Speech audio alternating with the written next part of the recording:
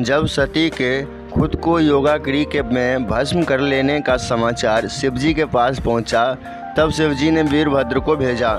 उन्होंने वहां जाकर यज्ञ विध्वंस कर डाला, सब देवताओं को यथोचित फल दिया। सती ने मरते समय शिव से यह वर मांगा कि हर जन्म में आप ही मेरे पति हों। इसी कारण उन्होंने हिमाचल के घर जाकर पार्वती का जन्म लिया।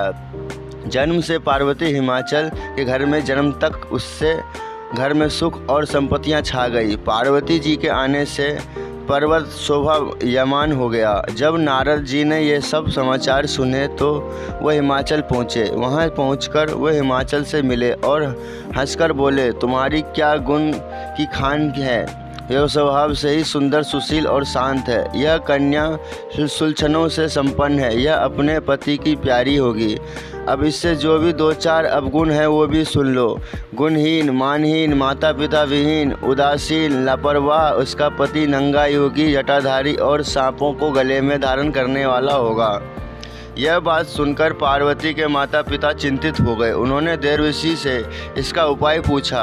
तब नारद जी बोले, जो दोष मैंने बताए मेरे अनुमान से वो सभी शिव में हैं। अगर शिव जी के साथ विवाह हो जाए तो ये तो दोष गुण के समान हो जाएंगे।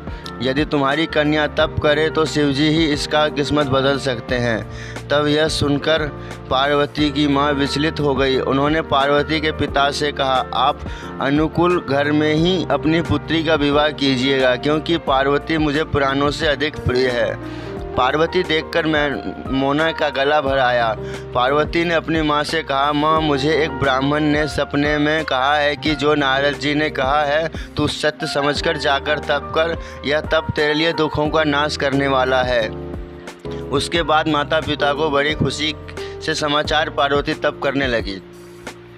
पार्वती जी ने शिव को प्रति रूप में पाने के लिए तपस्या आरंभ की, लेकिन शिव को सांसारिक बंधनों में कदापि रुचि नहीं थी। इसलिए पार्वती जी ने अत्यंत कठोर तपस्या की ताकि शिव प्रसन्न होकर उनसे विवाह कर ले।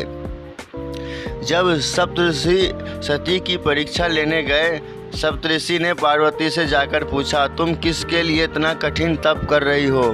तब पार्वती सकुचाते हुए कहा, आप लोग मेरी मूर्खता को सुनकर हंसेंगे। मैं शिव को अपना पति बनाना चाहती हूँ। पार्वती की बात सुनकर सभी ऋषि हंसने लगे और बोले कि तुमने उस नारद का उपदेश सुनकर शिव को अपना पति माना है। जो शिव कुछ चौपट कर देता है, उनकी बातों पर विश्वास करके तुम ऐसा पति चाहती हो जो स्वभाव से ही उदासीन, गुणहीन, लज्जा, बुरे वेश वाला, बिना घर वाला, नंगा और शरीर पर नावों का धारण करने वाला है। ऐसे वर के मिलने से कहो तुम्हें क्या सुख मिलेगा। अब हमारा कहाँ मानो। तुम्हारे लिए बहुत अच्छा वर चुना है। हमने तुम्हारे लिए जो वर चुना है वह लक्ष्मी स्वामी और वैकुंठपुरी का रहने वाला है। तब पार्वती उनकी बात सुनकर बोली, कहा कि मैं हठवी पर्वत की ही समान मजबूत हूँ। मैं अपना यह जन्म शिव के लिए ही हार चुकी हूँ। मेरी तो करोड़ों जन्मों तक यही जिद रहेगी। कि पार्वती की यह बात सुनकर सभी ऋषि बोले, आप माया है और आप शिव भगवान हैं। आप दोनों समस्त जगत के माता पिता हैं।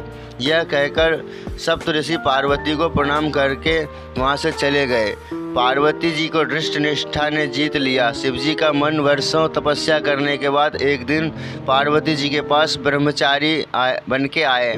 वह ब्रह्मचारी तपस्विनी पार्वती का अन्न स्वीकार करने से पूर्व बोल उठा, तुम्हारी जैसी सुकुमारी क्या तपस्या के योग्य है। मैंने दीर्घ काल तक तप किया है। चाहो तो मेरा आधा या पूरा तप ले लो, किंतु इतनी कठिन तपस्या मत करो। तुम चाहो तो त्रिभुवन के स्वामी भगवान विष्णु भी। किंतु पार्वती ने ऐसा अपेक्षा का भाव दिखाया। ब्रह्मचारी तो क्षण को रुक गया, फिर बोला, योग्य वर में 3 गुण देखे जाते हैं, सौंदर्य, कुलीनता और संपत्ति। इन तीनों में से शिव के पास एक भी नहीं है। नीलकंठ, त्रिलोचन, जटाधारी, विभूति पोते, सांप लपेटे शिव में तुम्हें कहाँ सौंदर्य दिखता है। उनकी संपत्ति का तो कहना है, क्या नग्न रहते हैं हुआ तो। नहीं जानता कि उनकी उपत्ति कैसे हुई। ब्रह्मचारी पता नहीं क्या क्या कहता रहता है, किंतु अपने आराध्य की निंदा पार्वती अच्छी नहीं लगी, अतः वो अत्यंत जाने के लिए उठ के खड़ी हुई। शिव उनकी निष्ठा देखकर ब्रह्मचारी के रूप त्याग प्रकट हुए और उनसे विवाह किया। जहाँ दृढ़ लगन, कष्ट रहने का साहस और अटूट आत्मविश्वास हो, वहाँ लक्ष्य की प्राप्ति अवश्य होती है। दोस्तों मुझसे कोई गलती हो गई हो तो प्लीज़ मुझे माफ़ कर दीजिए। वीडियो को लाइक और चैनल को सब्सक्राइब करें, मेरा सपोर्ट कीजिए। मिलते हैं अगली वीडियो में, तब तक के लिए हर हर महादेव, हर हर महादेव, हर हर महादेव।